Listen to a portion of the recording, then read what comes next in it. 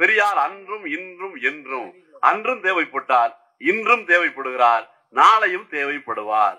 அன்னைக்கு தொட்டா தீட்டு, பார்த்தாலே பாவம். வரலாறு சொன்னா ரொம்ப நேரம் சொல்லிட்டு உட்கார்ந்துருக்கணும். பார்த்தா ஒவ்வொரு ஜாதிக்கும் ஒரு நெருக்கடியை உருவாக்கி வச்சிருந்தான். ஒருத்தரை பார்த்தா தொட்டா தீட்டுந்தான், ஒருத்தரை பார்த்தாலே தீட்டுந்தான். எந்த சமூகத்தில் நினைச்சு பாருங்க நீங்க. அப்படியே விதிமுறையெல்லாம் வச்சிருந்தான். சட்ட ரீதியா நம்ம சட்டம் போட்டது மாதிரி வச்சிருந்தான். ஐயா மேளம் அடிச்சு கல்யாணம் பண்ணக்கூடாது. இன்னும் சொல்ல போனா மண்குடத்துலதான் தண்ணி தூக்கணும். குதிரை வண்டியில போக கூடாது. குதிரை இன்னும் வட மாநிலத்துல குதிரை வண்டியில தாழ்த்தப்பட்ட ஊர்வலம் போக முடியல. செருப்பு போடுவதற்கு உரிமை இல்லை. அன்னைக்கு பெரியார் தேவைப்பட்டார்னா கேட்டார் பெரியார், ஏன் இதெல்லாம் பண்றேன்னாரு. என்ன காரணம் உனக்கு? இது என்ன எங்களை மனுஷனை நீ மனுஷனா மதிக்கணுமா வேண்டாமா? இதை கேட்டவர் பெரியார். நாட்டில் எவ்வளவு பேர் இருந்தாங்க. அதுக்கெல்லாம் தலைவர்களே இல்லைன்னு சொல்ல முடியாது. இந்த நாட்டில் தலைவர்களுக்கு இன்னும் பஞ்சமும் இல்லை.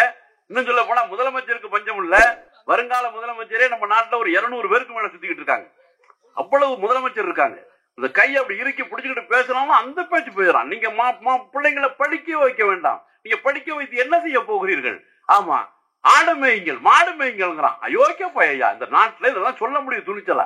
சரி, தான் விட்டு பிள்ளை எங்கடா படிக்க வைக்கிறான்னு கேட்டா அமெரிக்க கான்வென்ட்ல படிக்க வைக்கிறாங்களாம். தான் விட்டு பிள்ளை அங்க படிக்க வச்சுட்டு நம்ம வீட்டு பிள்ளைகளை என்ன சொல்றான் பாத்தீங்கன்னா, நீங்க படிச்சுட்டு என்ன பண்ண போறீங்க? அதனால நான் எல்லாம் விவசாயம் பாக்குறவங்க எல்லாம் அரசு ஊழியர் ஆக்கி போடுறேன். இருக்கிறது 2%. இப்ப பார்த்தா எல்லாரையும் அரசு ஊழியர் ஆக்குறேங்கிறான். இப்படி தலைவர்கள் வரிசையா வந்துகிட்டு இருக்கையில பெரியார் ஒருத்தர் எதையும் எதிர்பார்க்காம மானமும் அறிவும் மனிதருக்கு அழகுனார். எனக்கு இனப்பற்றோ மொழிப்பற்றோ ஜாதி பற்றோ எனக்கு ஒண்ணும் தேவையில்லை, நமக்கு அவசியம் இல்லைன்னு சொன்னவர் தந்தை பெரியார் அவர்கள். அது மனிதனுக்கு மனிதன் தொடக்கூடாது. பெரியார் சொல்றாரு பாருங்க, மனிதனுக்கு மனிதன் தொடக்கூடாது, கண்ணில் படக்கூடாது, தெருவில் நடக்கக்கூடாது, கோயிலுக்குள் போகக்கூடாது, குளத்திலே தண்ணீர் எடுக்கக்கூடாது என்ற கொள்கை தாண்டவமான ஒரு நாட்டை பூகம்பத்தால் அழிக்காமலோ, எரிமலையின் நெருப்பு குழம்பால் எரிக்காமலோ, சமுத்திரம் பொங்கி மூழ்க செய்யாமலோ, சண்ட மாறுதத்தால் துகளாக்காமலோ, பூமி பிளவில் அமல செய்யாமலோ விட்டிருப்பதை பார்த்த பிறகும் கூட கடவுள் ஒரு இருக்கிறார், அவர் சர்வ தயாவரர், அவர் சர்வ நீதிமான் என்று சொன்னால் அவர் என்னவன் நினைப்பதுன்னு கேட்டார். நான் நல்ல இளைஞரை நல்லா உற்று கேட்கிறீங்க, நீங்க ஒழுங்கையில யோசிச்சு பாருங்க நீங்க. ஆனா மனுஷன் நல்லா கவனிங்க, ஒரு மனிதனை தொட்டாலே தீட்டு. பெரியார் கேட்டாரு, நீங்க நினைச்சு பாருங்க, நீங்க ஐயா மாதிரி எல்லாம் யாரும் இப்படி சிந்திச்சிருக்க முடியாது. மலம் கடிக்கிறவன் கூட அவுட் சைடு பாட்டியா, அவுட் சைடு போயிட்டு என்ன பண்றான்? கழுவிதானே ஆகணும். மலம் கடிக்கிறவன் கூட அவன் அந்த பாகத்தை தான் கழுவுகிறான். ஐயா எப்படி வார்த்தை போடுறாரு பாருங்க, மலம் கடிக்கிறவன் கூட அவன் அந்த பாகத்தை தான் கழுவுகிறான். ஆனால் ஒரு மனிதனை தொட்டு விட்டால் உடம்பு முழுவதும் குடிக்க வேண்டும் என்று சொல்லுகிறாளே, இது நியாயமானு கேட்டார். இன்னைக்கு யாராவது சொல்ல முடியுமா? அன்று பெரியார் கேட்ட கேள்வி இருக்க இன்னைக்கு யாராவது தொட்டா தீட்டுன்னு சொல்ல முடியுமா? பார்த்தாலே என்ன பார்த்து எவனா தொட்டா தீட்டுன்னு சொல்லுவானா? பார்த்தாலே பாவம்பானா? நிழல் பட்டாலே தீட்டுமானா? கிட்ட வரக்கூடாதுன்னு சொல்லுவானா? கோயிலுக்குள்ள வரக்கூடாதுன்னு சொல்லுவானா? தேர் வடம் பிடிக்க கூடாதுன்னு சொல்லுவானா? பஸ்ல ஏறக்கூடாதுன்னு சொல்லுவானா? கடையில ஒதுங்கி நிக்க சொல்லுவானா? எனக்கு தனியா கிளாஸ் கொடுப்பானா? எனக்கு தனியா பாத்தீங்கன்னா சிரட்டையில குடி பாத்தீங்கன்னா அந்த தேங்காய் ஓட்டுல உனக்கு டீ கொடுக்குறேன்னு சொல்லுவானா? யோசிச்சு பாருங்க, முடியுமா? அன்று பெரியார் தேவைப்பட்டார், மாற்றினார், மாற வைத்தார். சொன்னார் பாருங்க, படிப்பு படிப்பு படிப்புன்னு. படிக்கல நம்ம பிள்ளைங்க, படிப்பு வாய்ப்பு இல்ல, படிக்கிற அந்த சிந்தனையே கிடையாது, பள்ளிக்கூடத்துக்கு அனுமதிக்கல. 1927 மன்னார்வடியில இருந்து வரேன்னு சொன்னார் இல்லையா? அந்த மன்னார்வடியில நேஷனல் ஸ்கூல்னு ஒரு ஸ்கூல். அந்த நேஷனல் ஸ்கூல்ல காந்தி வர்றார். காந்தி கேட்கிறாரு, ஹெட் மாஸ்டரை பார்த்து கேட்கிறாரு, தாழ்த்தப்பட்ட மாணவர்கள் யாராவது இருக்காங்களான்னு கேட்கிறார். 1927 கேட்கிறார், யாராவது தாழ்த்தப்பட்ட மாணவர்கள் இருக்காங்களான்னு கேட்கிறாரு. அந்த எச்சம் சொன்னாரு, ஒரு மாணவரோட இல்லைன்னாரு. 1927 அன்னைக்கு கூட கிறிஸ்துவ மிஷனரி. உண்மையிலேயே பாராட்டணும் உங்களை. அந்த நம்பிக்கையை வேணா திணிக்கிறது வேணா சங்கடமா இருக்கலாம் நமக்கு. கடவுள் நம்பிக்கை போட்டு திணிக்கிறாங்க பாருங்க, அது வேணா சங்கடமா இருக்கலாமே தவிர, அவங்க என்ன பண்ணாங்கன்னு கேட்டீங்கன்னா, பக்கத்திலே பிள்ளை ஸ்கூல்னு ஒரு ஸ்கூல் வச்சிருக்காங்க, அவங்க வச்சிருக்காங்க. அதுல தாழ்த்தப்பட்ட மாணவர்கள் படிக்கிறாங்க. யாரு எதுல படிக்கிறா? கிறிஸ்துவ மிஷனரியில தாழ்த்தப்பட்ட மாணவன் படிக்கிறான், பிற்படுத்தப்பட்ட மாணவன் எல்லாரும் படிக்கிறாங்க. ஆனா நேஷனல் ஸ்கூல்ல பார்ப்பா வச்சிருக்க ஸ்கூல்ல ஒரு தாழ்த்தப்பட்ட மாணவர் ஒரு பையன் கூட அனுமதிக்கல. இதையெல்லாம் மாற்றி இன்னைக்கு படிச்சிருக்காங்க, பட்டம் பெற்றிருக்காங்க. அறிவு இல்லையான்னா அறிவு இருக்கு, அப்படியே ஒதுக்கிட முடியுமா? இந்தியாவிலே அதிகம் படித்து, இந்தியா படித்தது மட்டுமல்ல, மாணவ செல்வங்களை படித்தது மட்டுமல்ல, இந்திய அரசியல் சட்டம் எழுதுவதற்கு ஒரு பெரிய காரணகர்த்தாவாக இருந்தவர் பாத்தீங்கன்னா டாக்டர் அம்பேத்கர் அவர்கள் ஒடுக்கப்பட்ட சமூகத்திலே பிறந்தவர் தான். அறிவு இருக்கு, எதை வச்சு நீ ஒதுக்குறேன்னு கேட்டார் பெரியார். அப்ப நீ வந்து கடவுள் தான் காரணம், நீ ஏன் இப்படி ஒதுக்குறாங்க அப்படின்னா கடவுள் காரணம்னு. ஏடா கடவுள் காரணம், என்னடா கடவுள் என்னடா பண்ணார் அப்படின்னா கடவுள் தாங்க எல்லாரையும் படைச்சாருன்னா. எப்படா படைச்சார் எழுதி வச்சான். பிராக்மோ நோஷிய முகமாலி பாகுராஜன் கிருத ஊர்த தசிய எத்வைஷ்ய பத்தியாம் சீத்துருவாசாயத. பிரம்மாவுடைய நெற்றியிலே பிராமணர்களும், தோள்பட்டையிலே சத்திரியர்களும், தொடையில வைசியர்களும், காலிலே சூத்திரர்களும் பிறந்தார்கள் எழுதி வச்சான். நெத்தில, தோள்பட்டையில, தொடையில, காலில். இப்ப அரசியல் சட்டப்படி 2 பிரிவு தான். ஒன்னு பிராமணர், இன்னொன்னு சூத்திரர். பார்ப்பனர் எழுத மாட்டான். பிராமணர், சூத்திரர். பிராமணர் பிறந்து அவங்க என்ன பண்ணாங்க, அவங்க வேலை என்ன, அவங்க சொன்னார்ல ஐயா அமர்சிங்கய்யா அவர்கள் தேர்தல் முன்னிலையில் உட்கார்ந்தான். இன்னொன்று மணி வச்சு அடிப்பான். ஓ மகாக்கணவன் ஓ உண்டோதராயணமேம் ஓ மோதகாயணமேம் ஓ மூஷிகாயணமேம் ஓ விக்னேஸ்வராயணமேம் ஓம் சுமுகாயணமேம் ஓம் ஏகதந்தா எனமேம் ஓம் கபிலா எனமே கஜகர்ணா எனமே. நமக்கு ஒன்றும் தெரியாது, நம்ம ஒன்றும் புரியாது. தேங்காய் கொடுத்தா டக்குன்னு உடப்பான், பெரிய முடியாம எடுத்துக்கிடுவான், சின்ன முடிய நம்மகிட்ட கொடுத்துருவோம். இவன் உயர்ந்த ஜாதி, நம்ம எல்லாம் தாழ்ந்த ஜாதி. இப்படி சொல்லி வச்சான். அத இல்லைன்னார் பெரியார். படினார், படிக்கணும்னார். அன்னைக்கு படிப்புக்கு முக்கியத்துவம் கொடுக்கணும்னு பாத்தீங்கன்னா நீதி கட்சி காலம் பெரிய அளவுக்கு மாற்றம் வந்துச்சு. ஒரு திராவிட இயக்க ஆட்சியில மிகச்சிறப்பாக இன்னைக்கு வந்து இந்தியாவில் வேற எந்த மாநிலத்திலும் இல்லாத அற்புதமான சாதனை. படிப்பு கொஞ்சம் கொஞ்சமா வந்துச்சு நமக்கு. சாதாரணமா காமராஜர் காலத்துல பார்த்தா புடியரிச்சு பிடிச்சி நேரு சுந்தரவடிகள்னு ஒருத்தர் பெரிய அதிகாரி இருந்தார். பெரியாருடைய சிந்தனையாளர், பெரியார் பற்றாளர், கடவுள் மறுப்பாளர், மத மறுப்பாளர், அவருடைய ஐடியான்னு கூட சொல்லலாம். பாத்தீங்கன்னா புடியரிச்சு பிடிச்சி வாத்தியாருக்கு சம்பளம் கொடுத்திருக்காங்க. அப்புறம் பார்த்தா கொஞ்சம் கொஞ்சமா மாற்றம் வந்துச்சு. மாற்றம் வந்து காமராஜர் காலத்துல நீதி கட்சி காலத்திலே மதிய உணவு போட்டிருக்காங்க. காமராஜர் காலத்துலதான் பார்த்தா எல்லா இடங்களுக்கும் தமிழ்நாடு முழுவதும் மதிய உணவு போட்டாங்க. அப்புறம் அதை அண்ணா ரொம்ப சிறப்பா பண்ணார். அப்புறம் பாத்தீங்கன்னா எம்ஜிஆர், கலைஞர் அதே பண்ணார். எம்ஜிஆர் வந்து ஒரு சத்துணவு அரிசி உணவு போட்டார். சத்துணவுக்கு பிறகு அடுத்தது என்னையா பார்த்தா கலைஞர் முதலமைச்சரான உடனே வாரம் ஒரு முட்டைன்னாரு, அப்புறம் வாரம் 2ன்னாரு, வாரம் 3ன்னாரு, அப்புறம் வாரம் பூரா முட்டை.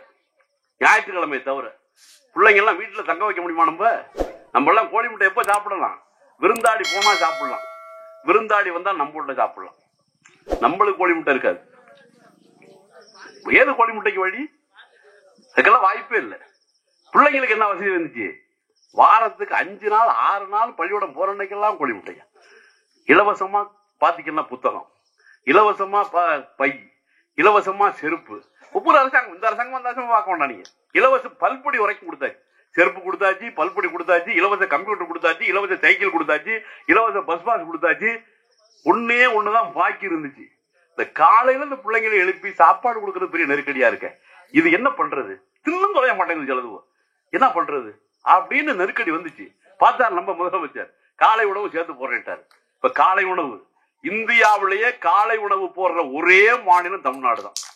இந்த காலை உணவு திட்டத்தை கனடாங்கிற ஒரு நாடு உயர் பார்த்தா பொருளாதாரத்தில் முன்னேறிய நாடு பாத்தீங்கன்னா அதை செய்யறாங்களாம். அவன் என்ன சொல்றான், இந்தியாவில் மற்ற மாநிலத்தை ஏத்துக்கிறதுங்கிறது ஒரு பக்கம், ஒரு வளர்ந்த நாடு ஒரு முடிவு பண்றான் பாருங்க. தமிழ்நாடு காலை உணவு திட்டத்தை ஏத்துக்கிட்டு. இதெல்லாம் ஒண்ணு பெரியாருடைய சிந்தனை எப்படி வெற்றி பெற்றுங்கிறது சொல்ல வர்றேன். கல்வி கல்வி, படிப்பு படிப்பு. முன்னாடி எல்லாம் வீட்டுக்கு வீடு 10, 12, 13, 15, 16 பிள்ளைங்களா. ஐயோ கோழி குஞ்சு பொறிச்சது மாதிரி எண்ணிச்சியா. யாரு கிட்ட கேட்டாலும் எத்தனை பிள்ளைங்க? அது 13, 2 ஆவாம போயிட்டு 3 செத்து போச்சு, 1 ஆத்துல விழுந்துட்டு. ஒப்பாந்தானா பிள்ளையோட எவ்வளவு சாதாரணமா 1 ஆத்துல விழுந்துட்டு 1 குளத்துல விழுந்துட்டு. அவர் பிள்ளைய பெத்து வளர்க்கறது அவ்வளவு சாதாரணமா, எவ்வளவு சாதாரணமா சொன்னாங்க. ஆவாம போயிட்டு ஆயி போயிட்டு என்னையா போயிட்டது. இப்ப என்னன்னா குழந்தை பிறப்பைய ஐயா மட்டும்தான் பேசினார். ஒண்ணு பெரியார்னா கடவுள் மறுப்பு கடவுள் மறுப்புன்னு சொல்றாங்க நினைச்சிட வேண்டாங்க. ஏன் ஐயா கடவுள் என்ன இருந்தா சொல்லுங்க. நீங்க இப்ப மியான்மர்ல ஒரு 2700 பேர் செத்து போயிட்டாங்க, ஞாபகம் இருக்கா? 2700 பேர் செத்து போயிட்டாங்க பூகம்பத்துல. இன்னும் எத்தனை பேர் செத்து இருக்காங்கன்னு தெரியல. அதுல ஒரு சம்பவம் என்னன்னு கேட்டா, தொழுகை நடத்தினவங்க 700 பேருக்கு மேல செத்து இருக்காங்க. இப்ப என்ன பண்ணான்னு கேட்டீங்கன்னா, நீ இந்தி படிங்க. அந்த பையன் இருக்கான், இந்த பிள்ளைங்க எல்லாம் இருக்காங்க, அங்க இருக்காங்க. இந்தி வேண்டாம் இந்தி வேண்டாம்னா இந்திய அவர் வேணும் வேண்டாங்கிறது நமக்கு ஒண்ணு தனிப்பட்ட முறையில வெறுப்பே இல்லை. நல்லா கவனிங்க, இந்தி வேண்டாம்னு ஒரு தனிப்பட்ட வெறுப்பே கிடையாது. மொத்தம் 22 மொழி இருக்கு. இந்தி இருக்கு, ஆங்கிலம் இருக்கு. ஆங்கிலம் கூட இந்திய மொழி கிடையாது. சமஸ்கிருதம் இருக்கு, தமிழ் இருக்கு, கொங்கணி இருக்கு, பஞ்சாபி இருக்கு. 22 மொழி இருக்கு. அது ஏன் இந்திய கொண்டாந்து திணிக்கிற? இந்திய படிச்சுட்டு போறோம், படிச்சுட்டு போட்டுமே. இப்ப நம்ம 5 பாடம், அறிவியல், சமூக அறிவியல், கணக்கு, இங்கிலீஷ், தமிழ். இந்த 5 பாடத்துல இந்த பையனோட இன்னைக்கு உள்ள தலைவரி வச்சுங்க, இதுக்கு முன்னாடி உள்ள தலைவரி எடுத்துங்க.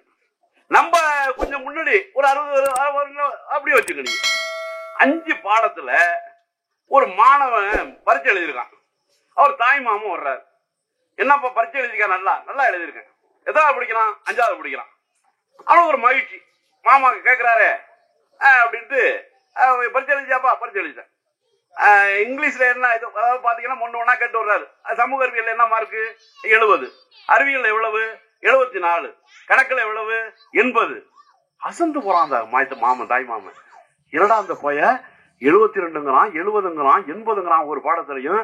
நம்ம எல்லா பாடத்திலையும் சேர்த்தே எவ்வளவு வாங்கலையே. நம்ம தங்கச்சி பையன் நல்லாதான் படிக்கிறான் இருக்குன்ட்டு ஒவ்வொரு பாடமா கேட்டு வந்து தமிழ்ல என்னன்னா, தமிழ்ல 83 மாமான்றான். 4 பாடம் கேட்டாச்சு, எல்லாம் 70க்கு மேலதான் சொல்றான். இன்னொரு பாடம் ஒண்ணு பாக்கி இருக்குல்ல, கணக்குக்கும் கூடங்கிறான். இங்கிலீஷ் என்னான்னாரு, அது மட்டும் நம்ம பேப்பர் டீச்சர் கொடுக்கலாமான்னு. இப்ப இத்தனை பேப்பர் கொடுத்த டீச்சர் இதையா கொடுக்கல? என்ன காரணம்? அதுல மார்க் முழுசா வாங்க. இப்ப தெரிஞ்சுக்கிட்டீங்களா? நீங்க மார்க் முழுசா வாங்கல. அப்ப மார்க்கு அதிகம் வாங்காததுக்கு என்ன காரணம்? அது நம்முடைய தாய்மொழி இல்லை. இன்னமும் ஆங்கிலம் நமக்கு திணறுது. ஆங்கிலம் திணறுது. ஆங்கிலத்துல ஃபெயில் ஆகிறோம். நல்லா கவனிக்கணும். ஆங்கிலத்துல நம்ம ஃபெயில் ஆகிறோம். ஆங்கிலத்தில் ஃபெயில் ஆகிறதுனாலதான் இன்னும் கொஞ்சம் தடங்கள் இருக்கு, இல்லைன்னு சொல்ல முடியாது. இப்ப நமக்கு தாய்மொழி இல்லாத பாடத்துல பின்தங்கி இருக்கிறப்ப இன்னொரு மொழியிலையும் பரிச்சை வைக்கிறான்னா இந்தியில கொண்டாந்து நல்லா கவனிக்கணும் நீங்க. அப்ப இன்னொரு மொழியில வைக்கிற என்ன ஆகும்? 2 பாடத்துல ஃபெயில் ஆகிறோம். அப்ப முன்னேற்றம் தடுக்கப்படுது. அதனால இந்திய படிக்கிற நீங்க படிக்கட்டும். இந்தி எங்களுக்கு வேண்டாம். இப்ப என்ன சொல்றோம்? இந்தி நீங்க பள்ளிக்கூடத்துல கூட திணிக்காதீங்க, பரீட்சை வைக்காதீங்க. இந்தி எங்களுக்கு அவசியம் இல்லை. ஆங்கில மொழி உலகம் முழுவதும் எங்க போனாலும் ஆங்கிலம் வேணும். எந்த நாட்டுக்கு வேணாலும் ஆங்கிலம் பயன்படும். இந்தி எல்லா நாட்டுக்கும் பயன்படாது. இந்தி பாத்தீங்கன்னா உத்தரப்பிரதேச நீங்க வேண்டாங்க. இந்தி படிச்சா எங்கேயோ போயிடலாம், இந்தி படிச்சா மேல போயிடலாம். இந்தி படிச்சவங்க எங்கெல்லாம் வந்திருக்கான்னு பார்த்தா எல்லாம் இங்க வந்துட்டான் ஐயா. திருவேதிக்குடியில வந்துட்டு பஞ்சு மிட்டாய் விற்கிறான் ஐயா. குல்பி ஐஸ் விற்கிறான். கோதுமை ரொட்டி வித்துட்டு வாழ்ந்துருக்கான் ஐயா. திருவையாறுல அருவா அடிச்சு விற்கிறான் ஐயா. வம்பட்டி அடிச்சு வித்துக்கிட்டு இருக்கான். கோடாலி அடிச்சு வித்துக்கிட்டு உட்காந்துருக்கான். இப்ப அவன் தான் இன்னும் திருந்தல. நம்ம திருந்திட்டோம். நம்ம ஊர்ல எல்லாம் 1 குழந்தைக்கு மேல கிடையாது, 2 குழந்தைக்கு மேல கிடையாது. கடவுள் இந்த நாட்டுல எதுவும் பண்ணல. கடவுளுக்கு பதிலாக காமராஜர் பண்ணார், கடவுளுக்கு பதிலாக அண்ணா பண்ணார், கடவுளுக்கு பதிலாக கலைஞர் பண்ணார், கடவுளுக்கு பதிலாக எம்ஜிஆர் பண்ணார், கடவுளுக்கு பதிலாக ஜெயலலிதா பண்ணார். இவங்க எல்லாம் ஒட்டுமொத்தமா சேர்த்து ஒட்டுமொத்தத்தையும் தாண்டி செய்தார் இன்றைய முதலமைச்சர் முத்துவேல் கருணாநிதி ஸ்டாலின். இப்படிதான் பார்க்கணும். நம்ம பகவான் கொண்டு பண்ணது மாதிரி தெரியலையே. இப்ப என்ன நல்லா யோசிச்சு பாருங்க. 1000 ரூபாய் பணம் சாதாரணம் ஐயா. 1000 ரூபாய் பணம் இப்ப வேற ஒண்ணும் இல்ல. ஒரு 500 ரூபாய் என்கிட்ட வட்டிக்கு வாங்கி விட்டிய. வட்டிக்கு 500 எல்லாம் கிடையாது. இப்ப எல்லாம் 10 ரூபாய்க்கு மேல ஒரு கணக்கு. ஒரு 500 ரூபாய் நான் கடன் உங்கள்கிட்ட வாங்கிட்டேன். திருப்பி அந்த ரோட்ல போவையில நின்னியனாலே சங்கடமாச்சே. இந்த பக்கம் திருமணம் மாதிரி போக வேண்டியா இருக்கு. செல்போன் அப்படி காதுல வச்சுக்கிட்டு போக வேண்டியா இருக்கு. வெறும் 500 ரூபாய்க்கு நிக்கிறாயா? கொடுத்த பையன் தான் நிக்கிறாயா. வீட்டுக்குள்ள படுத்து கிடந்தாவன் என்ன நினைக்க வேண்டியா இருக்கு? கொடுத்த ஆளு மேல கோவம். கடங்கார பைய அடிக்கிறாயா? கொடுத்தவன் கடங்கார பையா. ஒரு 500 ரூபாய்க்கு இவ்வளவு வருத்தமா இருக்குல்ல. ஒவ்வொரு மாதமும் 1000 நீங்க நினைச்சு பாருங்க. ஒவ்வொரு இதுக்கு என்ன பல பேர் சொல்லிட்டு உட்காந்துருக்கான். எல்லாம் சாராய வித்த காசு வாங்கலாம். ஏண்டா சாராய வித்த காசுனா மகாபாரதத்திலே குடிச்சிருக்கு. ராமர் குடிச்சிருக்காரு, தண்ணி அடிச்சிருக்காரு. சீதை பாத்தீங்கன்னா கறி குழம்பு வச்சு கொடுத்துருக்கு. மாட்டுக்கறி குழம்பு, அது சாதாரண இல்ல. மாட்டுக்கால் சூப்பு வச்சு கொடுத்துருக்கு. இப்ப என்ன அரசாங்கம் குடின்னு ஏதாவது சொல்லுதா? இதை குடிக்கலன்னா இன்னொரு ஆள் பண்ணிட்டு உட்காந்துருப்பான். தமிழ்நாட்டுடைய வருமானம் 100 ரூபாய் அப்படின்னா 1 ரூபா 50 காசு தான் வருது. நல்லா கவனிங்க. இந்த பிராந்தி கடையில இருந்து அரசாங்கத்துக்கு வர்ற வருமானம் வெறும் 1 ரூபா 50 காசு தான். பாக்கி எதெல்லாம் வருது? பாக்கி 98 ரூபா 50 காசு மொத்தத்துல வருமானம் வருது. ஒரு கடை வச்சிருக்காருன்னு சொல்றாரு, நண்பர் இயக்கத்தில் சேர்ந்தாரு. அவர் கடையில போய் ஜாமான் வாங்கினா தெரியும். சென்ட்ரல் ஜிஎஸ்டி, ஸ்டேட் ஜிஎஸ்டி போட்டுறாரா இல்லையா? நான் ஒரு மோட்டார் வாங்கினேன்னா நான் பூச்சி மருந்து இன்னும் ஏன் என்ன போல சரி இன்னமே வாழ தகுதி இல்லை அப்படின்னு குருண மருந்தை வாங்கி குடிக்கலான்ட்டு போய் ஒரு 200 ரூபாய்க்கு கேட்டா கூட அவன் அதுக்கும் ஜிஎஸ்டி போடுறான். என்ன கேட்டா இப்ப வந்து இந்திய நீ படிச்சாதான் 2150 கோடி ரூபாய் கொடுக்குறேங்கிறாரு. இந்திய திணிக்கிறேங்கிறாங்க. இந்திக்காக அந்த நாட்டில் 1938 பெரியார் போராடி 2 பேரும் பாத்தீங்கன்னா அன்றைக்கு தாளமுத்து நடராஜன் 2 பேர் செத்தே போயிட்டாங்க ஐயா. அதுக்கு மேல திமுக நடத்திய போராட்டத்தில் 20க்கும் மேற்பட்டவங்க 20க்கும் மேற்பட்டவங்க எப்படி செத்துருக்காங்க? ஒரு சட்டம் போட்டுக்கிட்டு பெட்ரோலை ஊத்தி கொளுத்திக்கிட்டா எரிய மாட்டாங்களாம். அதனால 4 வாத்தியாருங்க 5 சட்டை 6 சட்டை போட்டிருக்காரு, 4 வேட்டி 5 வேட்டியை கட்டிருக்காரு. பெட்ரோலை ஊத்திக்கிட்டு இந்தி ஒழிக தமிழ் வாழ்க, இந்தி ஒழிக தமிழ் வாழ்கன்னு பாத்தீங்கன்னா 20க்கும் மேற்பட்டவங்க பாத்தீங்கன்னா இறந்திருக்காங்க. அப்படின்னா ஒரு மொழிக்காக உயிர் விட்ட ஒரே மாநிலம் தமிழ்நாடு தான். தமிழுக்காக, தமிழுடைய மேன்மைக்காக. ஒரு அம்மா பேசுது, அந்த பேர் என்ன, நிர்மலா சீதாராமன். அது சொல்லுது, தமிழ் படிச்சா பிச்சை கூட எடுக்க முடியாது, தமிழ் படிச்சா பிச்சை கூட எடுக்க முடியாது. அவர் பொம்பளை சொல்லுது, தமிழ் படிச்சா எப்படி பிச்சை எடுக்க முடியும்? தமிழ் படிச்சா அமெரிக்காவுக்கு போகலாம், தமிழ் படிச்சா பொறியாளரா பாதி லண்டனுக்கு போகலாம், சமஸ்கிருதம் படிச்சாதான் பிச்சை எடுக்கலாம். நான் சொன்னேன்ல, லம்போதரேணம குண்டோதரேணம திருமணத்துக்கு வந்து சோமக பிரதமே வீதகந்தர்வோ விதீத உக்கரகத திருதியோ கிருஷ்டேபதி சதூர்யசிய மனுஷ்ய சாக மாங்கல்யம் தந்துனானே நமம ஜீவன ஹேதுனா கண்டே பத்னாமே சுபகே சஞ்சீவ சரத. இதெல்லாம் சமஸ்கிருதம் சொல்லிட்டு பிச்சை எடுத்துட்டு போறான். எப்படி பிச்சை எடுத்துட்டு போறான்? இந்த பக்கம் ஒரு குச்சி போய், இந்த பக்கம் ஒரு குச்சி போய், மாப்பிள்ளை வீட்டுல இருந்து உள்ள பழம் தேங்காய் எல்லாம், இந்த பக்கம் பழம் தேங்காய் எல்லாம் வாங்கிட்டு போயில இப்படி சொல்லிட்டு போறான். இங்கிட்ட 5000 அங்கிட்ட 5000. பிச்சை எங்க எடுக்கிறான்? குப்பை ஒண்ணு வந்து எடுக்கிறான், சுப்ப வீட்டு எடுக்கிறான், உங்க வீட்டு எடுக்கிறான், என் வீட்டு எடுக்கிறான், தாமோதரையா வீட்டு எடுக்கிறான், செந்தில் வீட்டு எடுக்கிறான், பிரபாகர் வீட்டு எடுக்கிறான். 2 குச்சி போய் அப்படி தூக்கிட்டு போகலையே. விலைவாசி எல்லாம் ஏறெடுத்து ரொம்ப குறைச்சலா கொடுக்கறான். ஏண்டா காலையில இருந்து நாத்து புரிச்சு விட்டு எங்களுக்கு 700 ரூபாய் சம்பளம் வேணும்னு சந்தியில நிக்கிறோம். இந்த கையில இங்கேயும் விட்டு விட்டா போயிட்டு, இங்கேயும் விட்டு விட்டா போயிட்டு, மொட்டை வெயில் 105 டிகிரி வெயில நிக்கிற எங்களுக்கு கிடைக்கல சம்பளம் ஒழுங்கா. காலையில இருந்து அண்டை வெட்டி விட்டு 800 ரூபாய் சம்பளம் வாங்க முடியல. ஏன்னா காலையில இருந்து நடவு நட்டு விட்டு இந்த தாய்மார்கள் யோசிச்சு பாருங்க, 250 ரூபாய் சம்பளத்துக்கு இல்ல சாதாரணமா கீழே குனிஞ்சுக்கிட்டே நட வேண்டியா இருக்கு. வண்டி அலங்காரம் தான், வண்டி மாடு சிங்காரம் தான், வண்டி ஓட்டும் பையனுக்கு நெத்தி பொட்டு ஒய்யாரம் தான், நெத்தி பொட்டு ஒய்யாரம் தான். பாக்கெல்லாம் அந்த வரிசை அடிக்கிறாங்க பாருங்க, அது பாட தெரியாது. அதுவும் என்ன பண்ணும், நன்னானே நானே நன்னே நன்னானே நானே நன்னே நன்னே நன்னானே நானே நன்னே நன்னானே. அது வாட்டுக்கு இந்த கை வேலை பார்க்கும், இந்த கை வேலை பார்க்கும், டக்கு டக்கு டக்கு டக்குன்னு ஓடிக்கிட்டு இருக்கும். காரு அலங்காரம் தான், காருக்காரன் சிங்காரம் தான், காரு ஓட்டும் பையனுக்கு கழுத்து மணி உயரம் தான். ஒரு அந்த அம்மா சொல்லுது பாருங்க, தமிழ் படித்தா பிச்சை எடுக்க கூட ஆகாது. மூத்த மொழியா அவருடைய தலைவர் ஐயா வீரமணி இதுல போய் மலேசிய மாநாட்டில் போய் நிரூபிக்கிறார். 13 சொல்ல போனா 11 தகுதி உள்ள ஒரே மொழி தமிழ் தான். 11 தகுதி உள்ள மொழி இலக்கிய வளமா இருக்கட்டும், அது வந்து பாத்தீங்கன்னா தனித்தன்மையோட இருக்கட்டும், பேச்சு வழக்கில் இருக்கட்டும், பார்த்தா இவ்வளவு சிறப்புக்குரிய மொழி ஒரே மொழி தமிழ் தான். திராவிடர் கழக தலைவர் எங்க நிரூபிக்கிறாரு? மலேசிய மாநாட்டில் போய் 9வது உலகத்தமிழர் மாநாட்டில் போய் நிரூபிக்கிறாரு. இப்ப இவங்க பேசுறான்டா, தமிழ்நாட்டிலிருந்து உரிமைக்காக போராடுறான். அப்ப தொகுதி மறுசீரமைப்பு கொண்டா, மறுசீரமைப்பு கொண்டா இங்க தொகுதியை பாத்தீங்கன்னா குறைய போகுது. அப்படியே தொகுதி குறையலங்கிறான். என்ன சொல்றான் மத்திய அரசு? அமித்ஷா என்ன சொல்றாரு? தொகுதியெல்லாம் குறைக்க மாட்டோம், நாங்க உத்தரவாதமா சொல்றோம். இவங்க உத்தரவாதம் எவன் ஏத்துக்கிறது? சுப்ரீம் கோர்ட்ல நாங்க பூஜை தான் பண்ண போறோம்னு சொல்லிட்டு பாப்பரது இடிச்சவனுவ, சுப்ரீம் கோர்ட்லயே போய் சொன்னவனுவ. நாளைக்கு நான் இன்னமும் சொல்ற நம்பிக்கையா, இங்க தொகுதி குறைக்க மாட்டாங்க. 39 தொகுதியும் கட்டாயமா இருக்கும், குறையாது. உத்தரப்பிரதேசத்துல 80 160 ஆக்கி விடுவான், ராஜஸ்தான்ல டபுள் மடங்கா ஆக்கிடுவான். எல்லாம் ஒண்ணுதானே, எல்லாம் ஒண்ணுதானங்க. இங்க குறைக்காம அவனை கூட்டினாலும் சரியாதானே? மக்கள் தொகை போல கூட்டுறாங்க போறான். நம்ம எல்லாம் பண்ணா பெரியார் சொல்றத கேட்கிறோம். தென் மாநிலங்கள் பூரா குடும்ப கட்டுப்பாடு. இப்பதான் நமக்கு குழந்தை கூட பெற்றுக்க முடியுமா? நம்ம தேவையாது, முடியுமா? நடக்கிற காரியமா? அது அவசியமா? அது அவனோட என்ன எதை போட்டி போட வைக்கிறான்? நம்மளை பின்தங்கி வைக்கிறான். இதையெல்லாம் பார்த்துட்டு தான் தந்தை பெரியாருடைய சிந்தனையை நாம் உள்வாங்க வேண்டும். ஏன் எதற்கு என்று கேட்கிற அந்த தனித்தன்மை வேண்டும் சொன்னார் இல்லையா? தோழர்கள், அருமையான நண்பர்கள், நம்முடைய பிரபாகரனும் அருமை நண்பர் செந்திலும் பாத்தீங்கன்னா இங்கிருந்த ஊர்ல இருந்து வந்தவங்க தானே. இந்த ஊர்ல இருந்து வந்து என்ன கடவுள் மறுப்பா வந்தாங்க, பேச்சதான் கேட்டாங்க. பெரியாருடைய சிந்தனையை பாத்தீங்கன்னா எங்க தலைவர் ஐயா வீரமணி அவர்கள் பேசுறதை கேட்டாங்க, மத்த பேச்சாளர்கள் பேசுறதை கேட்டாங்க. இப்ப அவங்களே பல பேருக்கு கருத்து சொல்ற அளவு வந்துட்டாங்க. இப்ப என்ன ஆயிடுச்சு, இப்ப அவங்ககிட்ட யாரும் விவாதம் பண்ண முடியாது. அந்த அளவுக்கு இப்ப பிரபாகரன் உண்மையிலே முழு தகுதியை வளர்த்துக்கிட்டார். ரொம்ப மகிழ்ச்சியா இருக்கு. எல்லா கூட்டங்களுக்கும் வண்டி ஓட்டுறது பாத்தீங்கன்னா கிராம பிரச்சாரமா முதலா இருக்காரு, மாணவரணி பிரச்சாரமா முதலா இருக்காரு. என்னுடைய ஐயா சொன்னது போல எங்களுடைய பொதுச் செயலாளர் அன்புராஜுக்கு அவர் தான் ஓட்டுநரா இருக்காரு. இந்த ஊரை சேர்ந்தவர் தானே. இது ஒரு பெரிய கரடுமுள்ளான கொள்கை இல்ல. சாதாரணமா நம்முடைய உணர்வு, நம்முடைய மொழி, நம்முடைய பண்பாடு, நம்முடைய இனம், இதுல ரொம்ப தெளிவு இருக்கணுமா இல்லையா? எல்லாம் என்ன கேட்டான், முன்னாடி எப்படி கேட்டான், நம்மள எப்படி கேட்டான், நீங்க மட்டும்தான் எதுக்குறீங்களா, நீங்க மட்டும்தான் எதுக்குறீங்களா. இப்ப எப்படி ஆகி போயிட்டு இப்ப அப்படியா இருக்கு. கர்நாடகா எதுக்குது, ஆந்திரா எதுக்குது, இந்திய நல்லா கவனிங்க, ஆந்திரா எதுக்குது, கர்நாடகா எதுக்குது. இது எதுக்குறதோ மட்டுமல்ல, மகாராஷ்டிரா மாநிலத்தில் நவ நிர்மான் கட்சியை சேர்ந்த ராஜ் தாக்கரேங்கிறவர் சொல்றாரு, பால் தாக்கரேவுடைய மருமகன் நினைக்கிறார் ராஜ் தாக்கரே.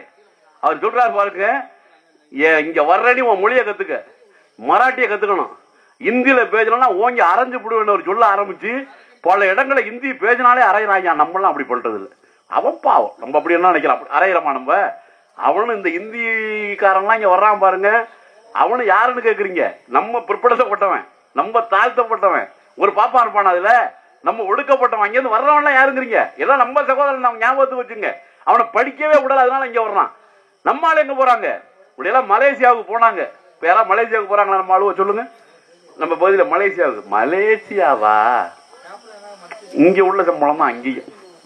எங்க போனா போகணும், கனடா போகணும், சிங்கப்பூர் போகணும், அமெரிக்கா போகணும். ஒரு சின்ன கிராமம் எங்க ஊரு, 45 பேர் லண்டன்ல இருக்கான். 45 பேர் பெரிய பெரிய வீடா கட்டுறான், 3 மடங்கு கட்டுறாங்க. என்னடா படிச்சான்னா ஒன்னும் படிக்கல, 7வது படிச்சுட்டு லண்டனுக்கு போனவன். 7வது படிச்சுட்டு லண்டனுக்கு போனவங்க ஒரு மாதம் 1.5 லட்சம் ரூபா 2 லட்சம் ரூபாய் சம்பளம். எனக்கு நண்பர் ஒருத்தர் எக்கத்துக்காரர் தான். அவர் பார்த்தா இங்க 10 ரூபாய் 20 ரூபாய்க்கு நெருக்கடிப்பட்டவர். இப்ப அவருக்கு 1.5 லட்சம் ரூபாய் சம்பளம், அவர் மகளுக்கு 4.5 லட்சம் ரூபாய் சம்பளமா. 6 லட்சம் ரூபாய் என்றதுக்கு 2 குடும்பம் வேணுங்க. ஒரு 2 பேர் சம்பாதிக்கிறத அவன் பாவம் இந்திக்காரன் இங்க வந்துட்டு காலில இருந்து கிடந்து அதை நம்ம ஆளுவ இந்த பயவர் இருக்கான் பாருங்க, ஒரு தலைவர் இருக்கான் பாருங்க, இந்திக்காரன் இங்க வரலாம் வாங்குறான். ஏன்னா இந்திக்காரன் வந்தா உனக்கு என்னடா பிரச்சனை, ஏன் வேலை வாய்ப்பு கெட்டு போயிட்டு, என்ன வேலை வாய்ப்போட கெட்டு போயிது, என்ன பட்டு போயிது, நாங்க வெளியில போயிட்டோம். யோசிச்சு பாருங்க, யாராவது வெளி இடைக்க வர்றதுக்கு ஆறு இருக்கா போட்ட. இப்ப நம்மளை எல்லாம் பொது மாப்பிள்ளையை கூப்பிடுறதை விட கூடுதலா மரியாதை கொடுக்க வேண்டியா இருக்கு. வந்துருங்க, நான் வெளியில சொல்லிக்கானீங்க, நான் 9,000 கொடுத்துறேன், போவையில நான் குவார்டர் வாங்கி தந்துடுறேன், மத்தியானம் கறி குழம்பு தான், கோழி எல்லாம் கிடையாது. இதெல்லாம் சொல்லி ஒரு புது மாப்பிள்ளைக்கு எவ்வளவு சிறப்பு பண்ணணுமோ துண்டு மட்டும்தான் போத்தால, பாக்கி எல்லாம் நடக்குதா இல்லையா, நடக்குதா இல்லையா. என்ன காரணம், வேலைக்கு இங்க வர்றதுக்கு ஆள் இல்ல, அடுத்த தலைமுறையே கிடையாது, அடுத்த தலைமுறையே இல்ல. ஏன் அடுத்த தலைமுறை இல்ல, எல்லாம் படிச்சுட்டாங்க. யாரால படிச்சாங்க, பெரியாரால் படித்தாங்க. யாரால வந்தது, திராவிட இயக்கத்தால் வந்தது. நான் இந்தி மாநிலத்துக்கு போவோமா, ராஜஸ்தானுக்கு போவோமா, நம்ம உத்தரப்பிரதேசத்துக்கு போவோமா, நம்ம மத்திய பிரதேசத்துக்கு போவோமா, நம்ம பீகாருக்கு போயிருவோமா. இவன் ஆண்டது யாரு, இவங்க தானே ஆண்டான், இவன் தானே ஆண்டுகிட்டு இருக்கான். இன்னைக்கு அவன் தானே ஆடுறான். காங்கிரஸ் குறைஞ்சு நீ இத்தனை வருஷமா நீ ஆண்டுகிட்டு இருக்க, நீ 15 வருஷம் நெருங்கி முடியாது. வாஜ்பாய் ஒரு 6 வருஷம் பிஜேபி ஆட்சி, இவங்க பாத்தீங்கன்னா ஒரு 12 வருஷம், 18 வருஷம் ஆயிடுச்சு. 18 வருஷம் ஆயிடுச்சு, என்ன முன்னேற்றத்தை கண்டீங்க நீங்க? இன்னமும் கஷ்டப்பட்டு தானே இருக்கான். நாங்க வளர்ந்துல இருக்கோம். சொன்னாங்க பெண்கள் படிச்சது மட்டுமல்ல வேலைக்கு போனாங்களே. 1929 தீர்மானம் போட்டார் பெரியார், பெண்கள் காவல்துறையில வரணும், பெண்கள் ராணுவத்தில் வரணும். பெரியார் இப்படி சொல்றாரு, ராணுவத்தில் வரணும், பெண்கள் காவல்துறையில வரணும், ஆரம்ப பள்ளி ஆசை அத்தனை பேரும் பெண்கள் இருக்கணும். அன்னைக்கு நினைச்சு பார்க்கலையே, இதெல்லாம் அதிசயமா தெரிஞ்சிருக்கும். எப்படியா பொம்பளை பிள்ளை எல்லாம் காவல்துறையில போலீஸா போறவன் போய் அவன் சாராயம் எரிப்பான், அவனை போய் எப்படி பிடிக்க முடியும்? அவன் குடுமையை பிடிச்சி இழுத்து விட்டா என்ன பண்ணுவான், போட்டு அடிச்சு விட்டா யாரு, அவன் அடிச்சு விடுவானா இவங்களை. இது இங்க இருந்து போகுது பாருங்க, பெரிய கூட்டத்தில் இப்படி கெத்தா போகுது. இன்னைக்கு ஒரு கூட்டம், இன்னைக்கு மன்னார்குடியில, இன்னைக்கு நான் வண்டியில அந்த வழியாதான் வரணும்னு வர்றேன், எத்தாப்புல யானையை ஒண்ணு கொடுத்துட்டு ஊர்வலம் வர்றானுவ போலீஸ் அப்படின்னுச்சு. அதுக்கிட்ட நான் பேச முடியுமானா, இப்படியே போறமான்ட்டு வந்துட்டேன். எங்க அவ்வளவுதானங்க, போலீஸுக்கு மரியாதை கொடுத்தானே ஆகணும். காக்கி சட்டையில போட்டிருக்கு, ஏதாவது சொன்னா அந்த அரசு அலைஞ்சு போடும். அறையிற உரிமை அவங்களுக்கு தானே உண்டு, நமக்கு இல்லையே. ஏதாவது நம்ம திருப்பி விட்டோம்னா அப்புறம் எல்லாம் இன்னைக்கு எல்லாம் கொண்ட வச்சு பாத்தீங்கன்னா என்ன பண்ணணும்னு அவங்களுக்கு தெரியும். லாடம் மட்டுமா கட்டுறாங்க? அருவாளை எழுத்து ராமன் பழகன் வெட்ட முயன்றார் போடுறான். அதெல்லாம் முடிச்சு உண்டா இல்லையா? சிலது நடக்கணும். அது மாதிரி எல்லாம் பெரியார் சொன்னது, பெரியார் சாதிச்சிருக்காரா இல்லையா? ஒருத்தன் சொல்றான், வடமாநிலத்துக்காரன் சொல்றான், பேட்டி கொடுக்குறான், எங்க பக்கமெல்லாம் கருவோம் கருவோம் கருவோம்னு பெண்களை வேலைக்கு போய் சொல்ல மாட்டாங்க. என்ன கௌரவங்கிறத கருவோங்கிறான். நல்லா கவனிங்க, கருவோம் கருவோம் கருவோங்கிறான். வடமாநிலத்து பெண் பேட்டி கொடுக்குறது நல்லா கவனிச்சுங்க. இதெல்லாம் நீங்க தெரிஞ்சுக்கிறது சொல்ல வர்றேன். பிஜேபி ஆட்சி இந்தியாவில் வட மாநிலங்கள்ல மருத்துவமனைக்கு போனா, அரசு மருத்துவமனைக்கு போனா எழுதி கொடுப்பதோட சரி, ஞாபகத்துக்கு வச்சுங்க, மருந்து மாத்திரை எழுதி கொடுப்பதோட சரி, நம்ம சொந்த காசுக்கு தான் நம்ம வாங்கிக்கணும். ஆனா இங்க தனியார் மருத்துவமனை விட கவர்மெண்ட் மருத்துவமனைக்கு போங்க, தனியார் மருத்துவமனை விட கவர்மெண்ட் மருத்துவமனைக்கு போங்க. சரி பண்றாங்களா? சரி பண்ணல.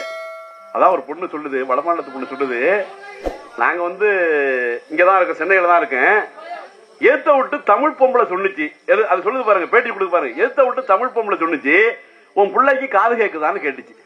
சின்ன பிள்ளை, 2 வயசு, எனக்கு தெரியல, காது கேக்குதான்னு எனக்கு தெரியல. அப்புறம் சொன்னிச்சு, ஒரு பாத்திரத்தை தூக்கி பின்னாடி போடுனுச்சு. புள்ள போகுது, பாத்திரத்தை தூக்கி போடுது, திரும்பி பார்க்க மாட்டேங்குது. அப்ப காது கேட்கறது உறுதிப்படுத்துது. மருத்துவர்கிட்ட போறாங்க. ஆனா மருத்துவர் சொல்லியிருக்காரு, இந்த ஊர்ல உங்களுக்கு ரேஷன் கார்டு வேணும், இந்த ஊர்ல உங்களுக்கு ஆதார் கார்டு வேணும். இந்த ஆதார் கார்டு ரேஷன் கார்டு நீங்க வாங்கிட்டீங்கன்னா அரசாங்க மருத்துவமனை நாங்க இலவசமா பண்ணி விட்டுருவோம். ஆனா கடும் முயற்சி பண்ணி 4 வருஷம் ஆயிடுச்சான். இலவச அந்த ஆதார் கார்டும் ரேஷன் கார்டு வாங்குறதுக்கே 4 வருஷம் ஆயிடுச்சான். கடுமையான முயற்சி பண்ணி வாங்கிருச்சு. வாங்கி போய் அதே ஆஸ்பத்திரிக்கு போகுது. அதே மருத்துவர்கள் ஆபரேஷன் பண்ணி காது கேட்பதற்கு ஆபரேஷன் பண்ணிருக்காங்க. 7 லட்சம் ரூபாய் செலவாகும். வெளி மருத்துவமனையில பண்ணா 7 லட்சம் ரூபாய் செலவாகும். நான் எங்க மாநிலத்தில் இருந்தேன்னா என் புள்ள செவிடாத்தான் இருக்கணும், வேற வழி இல்ல. தமிழ்நாட்டுல இந்த வசதியை செஞ்சு கொடுக்கிற ஒரே மாநிலம் தமிழ்நாடு தான். நீங்க ஒண்ணு சாதாரணமா நினைக்காதீங்க. எனக்கு ஒரு பஸ் போகுது, யாரும் ஏற மாட்டேங்கிறாங்க. 3 பஸ் போயிட்டியா? நம்ம சிவாஜி கணேசன் சிலை இருக்க, அது பேர் என்ன, ராமநாதன் பஸ் ஸ்டாப் இருக்க, நீட்டமா பஸ் ஸ்டாண்ட் கட்டி விட்டுருக்கான். இவ்வளவு பேர் நிக்கிறாங்க, இவ்வளவு பஸ் வருது, ஒருத்தரும் போக மாட்டேங்கிறான்னு பாக்குறேன். அங்கே இருந்து இந்த மகளிரை ஏத்துக்கிட்டு வர்றதுன்னு ஒரு பஸ் வருது, அத்தனையும் ஏறிட்டியா? பஸ் ஸ்டாண்டு நீங்க எல்லாம் யோசிச்சு பாருங்க. நீங்க வேற வேற கேஸ் உண்டாது மாதிரி நம்ம ஆம்பளை ஆளு 1-2 ஏறுது, பொம்பளை ஆளுவ வரட்டும் வரட்டும் இங்க தானே வந்தாகணும், இப்படியே தானே போகணும், வேற வழியிலே போகுது. இதெல்லாம் கொண்டு சாதாரண திட்டம் இல்லைங்க. கேட்பான் நம்ம ஆளு பாத்தீங்கன்னா அதையாம் கொடுத்தாங்க, இதையாம் கொடுத்தாங்க, இதையாம் கொடுத்தாங்கம்மா, அது கேள்வியே கேட்க கூடாது. ஒரு கிரைண்டர் கொடுத்தாங்க அந்த அம்மையார் அப்படின்னா எதுக்காக அதை பயன்படுத்த நீங்க பாக்கணும். நீங்க காலையில இருந்து வேலை செஞ்சுட்டு சாயந்தரம் மாவாட்டினா எவ்வளவு நேரம் ஆகும்? அங்கேயே இடுப்பு கடுத்து வருது.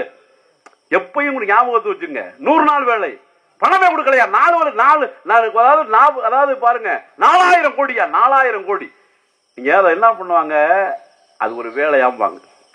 என்ன நினைக்கிறாங்க, அது உண்மையிலே நம்மளுக்கு பார்த்தா தெரியுது. அப்படி சில பேருக்கு கொஞ்சம் மனசங்கடப்படுறாங்க, போறாங்க.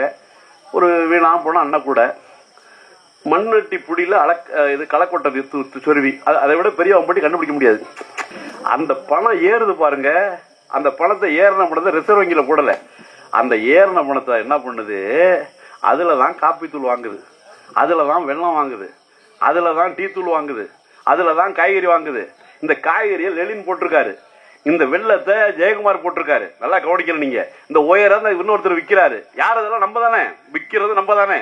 உளுந்து நான் தான் பயிரிட்டு இருக்கேன், 1/2 கிலோ உளுந்து வாங்குது. இந்த 250 ரூபாய் வாங்கி உளுந்து வாங்குறது அதுலதான், வெள்ளம் வாங்குறது அதுலதான், விவசாய சம்பந்தப்பட்ட பொருளை தான் வாங்கிட்டு போகுது. கீரை கட்டு வாங்கினா கூட ஒரு கீரை ஒருத்தன் போட்டிருப்பான். பணம் புறையில் அதானிக்கிட்டே போகணுமா, அம்பானிக்கிட்டே போகணுமா? உனக்கே பிரச்சனை. உனக்கு அரசாங்கத்துக்கு ஒரு காங்கிரஸ் அரசாங்கம் அந்த திட்டத்தை கொண்டு வந்திருக்கு. கொண்டு வந்தது பணம் ஒரு இடத்துல இருக்கக்கூடாதுங்கிறான். பொருளாதார நிபுணர்கள் என்ன சொல்றாங்க, ஜெயரஞ்சன் தான் அவர் பேச்சுதான் நானே பார்த்தேன். எனக்கு அதை பத்தி கூட புரியல. எனக்கு கூட ஆரம்பத்துல 100 நாள் வேலை இல்லையா, ஒரு வேலை நடக்க நினைச்சுக்கிட்டு இருந்தேன். ஏன் கொடுக்க கூடாது? முதியோர் பென்ஷன் ஏன் 1000 ரூபாய் கொடுக்க கூடாது? கொடுத்தா என்ன வீட்டுல அவங்களே அப்படியே முடிச்சா வச்சுக்கிறாங்க. அவரு போறாரு, ஏதோ பொருளை வாங்குறாரு, பண்றாரு. அது மளிகை கடைக்கு போகுது, மளிகை கடைக்கு போனா மொத்தமா போகுது, மொத்தமா போன ஒரு பாத்தீங்கன்னா விவசாயி பயன்படுறான், மீண்டும் நம்மள்ட்ட மீண்டும் வருதா இல்லையா, வந்துகிட்டே இருக்கா இல்லையா? இந்த ரோடு எப்படி போடுறது? எப்படி அந்த வருமானம் வந்தாகணுமா இல்லையா? அப்ப இது 4000 கோடிய அப்படியே பாத்தீங்கன்னா கொடுக்க முடியாதுன்னு சொல்லக்கூடிய ஒரு அரசாங்கமா மத்திய பிஜேபி அரசாங்கம். நீ ஆனா ஸ்டாலினை பொறுத்த வரைக்கும் ஒரு முடிவு பண்ணிட்டாரு, நீ கொடுத்தா என்னடா கொடுக்காட்டீங்கடா, 1000 நான் கொடுத்துக்கிட்டே தான் இருப்பேன்.